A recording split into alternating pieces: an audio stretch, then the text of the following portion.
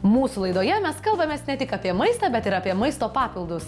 Šiandien plačiau sužinosite apie angliavandenių ir baltymų mišinį geinerį.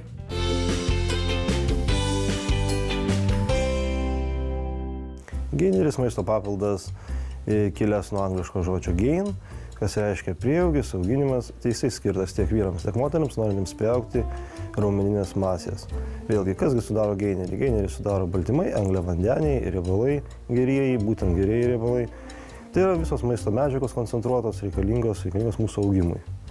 Kada geineris yra vartojamas? Jis vartojamas tada, kada yra sunku tiesiog pavalgyti, kada neturime laiko arba kada reikia būtent gauti greitai medžiagų koncentruotų.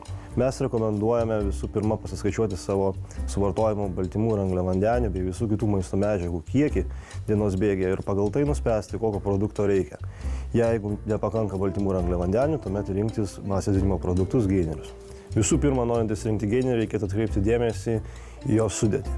Taigi, tai yra baltymai angliavandeniai. Tačiau yra svarbu, kokie būtent angliavandeniai. Reikėtų rinktis, kad būtų kuo mažiau cukraus, būtų vadinami gerieji angliavandeniai, kurie ir lėtai pasisavinami ir tolydžio teikia energiją visą dieną. Taip pat svarbu baltymų kiekis. Geineriuose būna nuo 10 iki 30% baltymų, kai kuriuos iki 50%, bet optimaliausias variantas apie 30%.